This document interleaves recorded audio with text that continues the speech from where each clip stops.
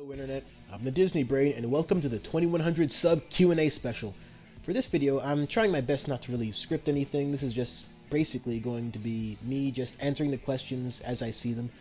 I tried to put them in a kinda specific order to try and go from more fun questions to more important questions, I guess, but you guys asked me a lot of questions and I'm going to try to get to them all. So I didn't do really the order thing that I just talked about, so yeah, we'll just start wherever and end up wherever we end up. Alright, so first question. What is the first Decom you ever saw? Well, that would be Smart House way back when. It's a really old school one. From what I remember, it was pretty good, so check it out if you can. But I'll probably rewatch it again and maybe do a review of it at some point in time, since it is the first Decom I ever watched. Alright, easy one, softball questions, alright. Can you do a Decom review of Lemonade Mouth? Yes, I can. And since you guys are awesome, I will just put Lemonade Mouth higher on the priority. So I'll just do Lemonade Mouth either right after the first Cheetah Girls movie or right after I review all the Cheetah Girls movie, whichever you prefer. Just let me know in the comments if you have a particular preference for that. We can just finish off the Cheetah Girls trilogy, or we can jump straight into Lemonade Mouth, and either one is good for me.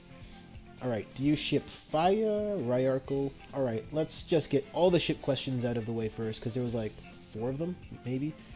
So, I don't really ship people in general, because I feel like if the show is going to take the time and create a relationship, then they're going to do that over time and work hard to develop those particular characters and find good ways that'll allow those characters to be together.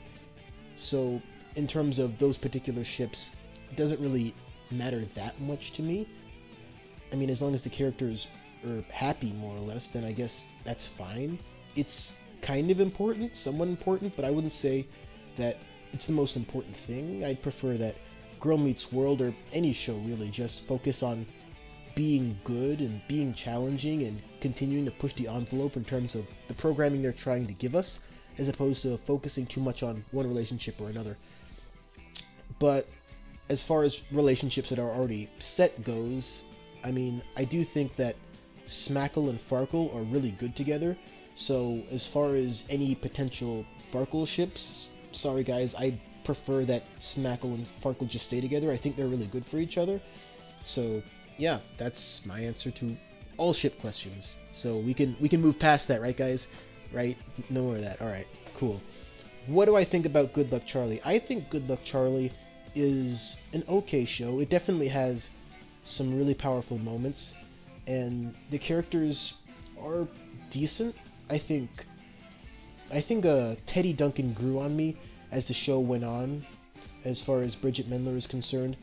I do like Jason Dolly, but I don't think his character in PJ is the best per se, and I never really bought the relationship between him and Gabe as brothers. I never really believed that him and Gabe were really all that connected, as directly opposed to a more recent brother-brother dynamic in Parker and Joey from Liv and Maddie, where even though they fight a lot, and even though they have their disagreements, I always believe at the end of the day they actually love each other as brothers. So I'd say that's the biggest difference between that show and Good Luck Charlie. In terms of how I see it, in terms of just family dynamics, it's hard for me to believe it with Good Luck Charlie, but it's definitely a good show, definitely one of the better shows Disney Channel has created, I think. Just not one of my favorites, I can honestly say. Yeah, so that's what I think about that. But I do think that Lee Allen Baker, who plays the mother, she is a really great actress, and she was really, really great in Bad Hair Day with Laura Marano. If you haven't seen that one, definitely check it out. I think as a more humble movie in 2015, it actually was one of the best Decoms I've ever seen, because it's just flat out funny. You gotta see this one if you haven't seen it already. Alright, what are you hoping to see from Season 3 of Girl Meets World? Would you like to see a Girl Meets World Liv and Maddie crossover? Honestly, from Season 3, I just want to see the show continuing to push the boundaries and continuing to be really great. I've heard rumors that they're gonna do something about underage drinking or potentially underage sexual relationships, so definitely some very advanced topics, not often seen on Disney Channel of all things. So it'll be really interesting to see if those are true and how they handle that. But I think those are the kind of issues they should be tackling, especially with the main cast going to high school and everything. So yeah, if they keep doing that, then that's really what I hope to see. I know the characters are going to continue to grow.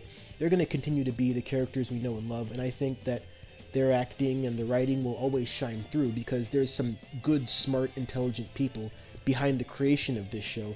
So I don't worry about that.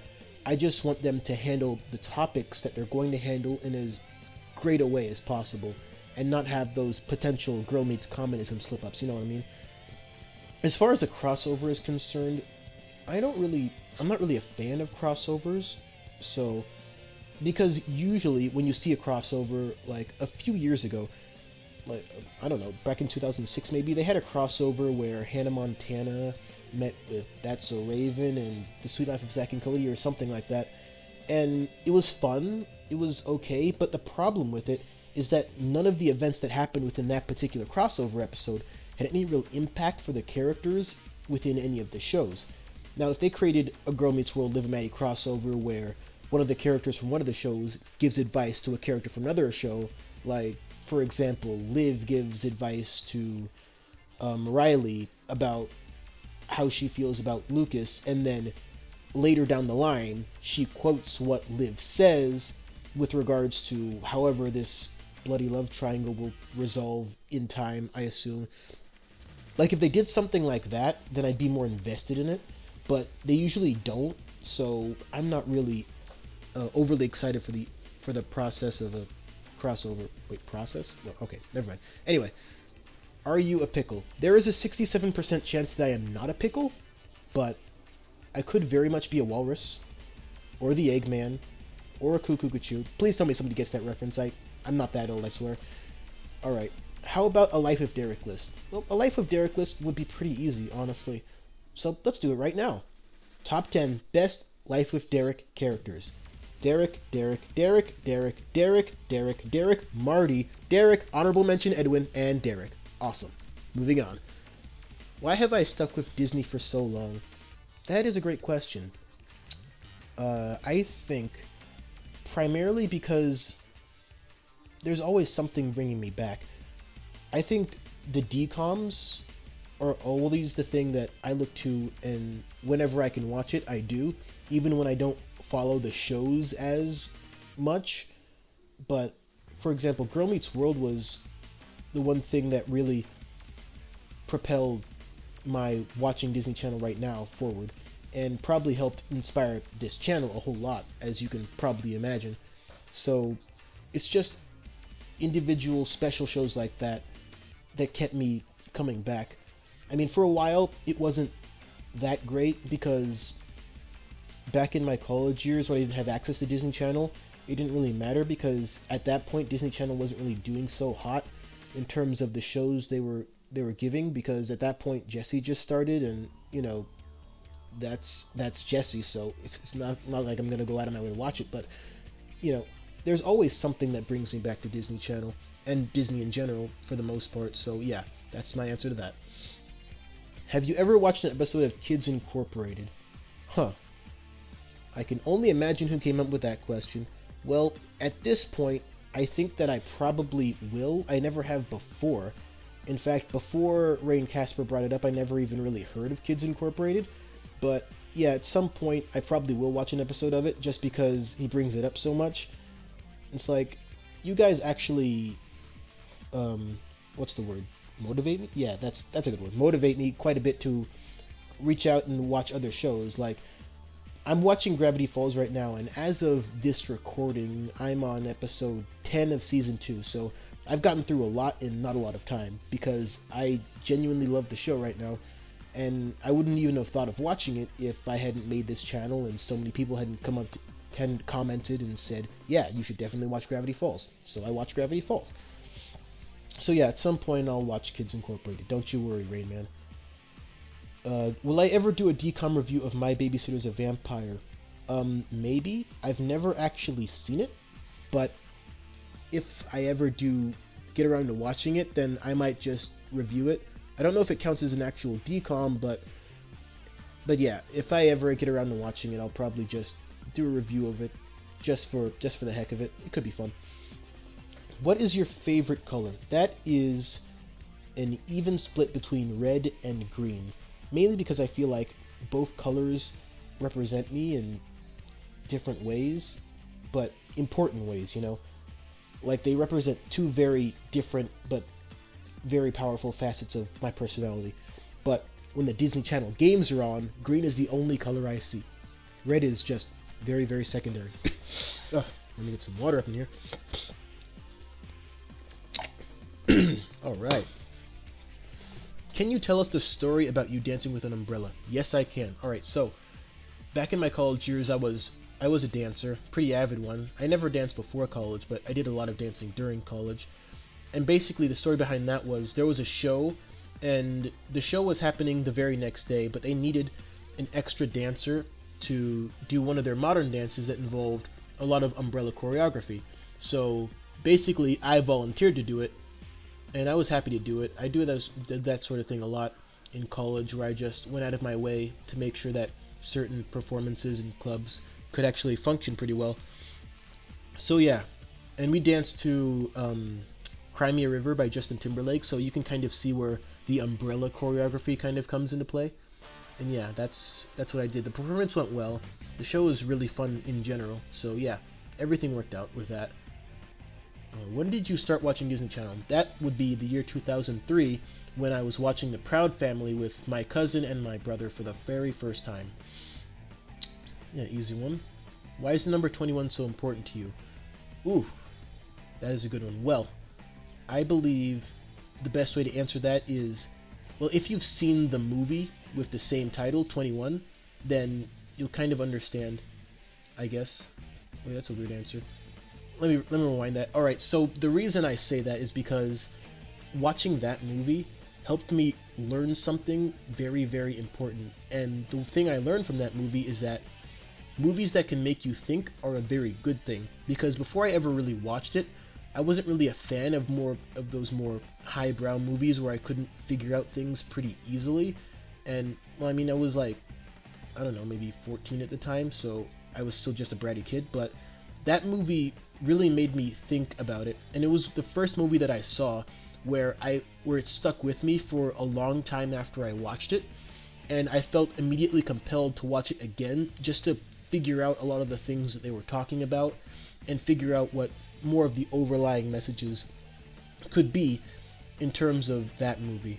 So if you haven't seen it, it's a really great movie. I think it's definitely still holds up today, as I'm much older than I was when I first watched it. Kevin Spacey's performance is amazing in it, and even if you know nothing about blackjack, it's still a really good movie. Definitely the best gambling movie I've seen. They haven't really done that type of movie justice recently, because there was that one with Mark Wahlberg and another with Justin Timberlake, and I don't think either of those were nearly as good as this one. So if you only see one movie about gambling or heisting casino stuff that isn't, you know, Ocean's 13 or something like that, then definitely see this.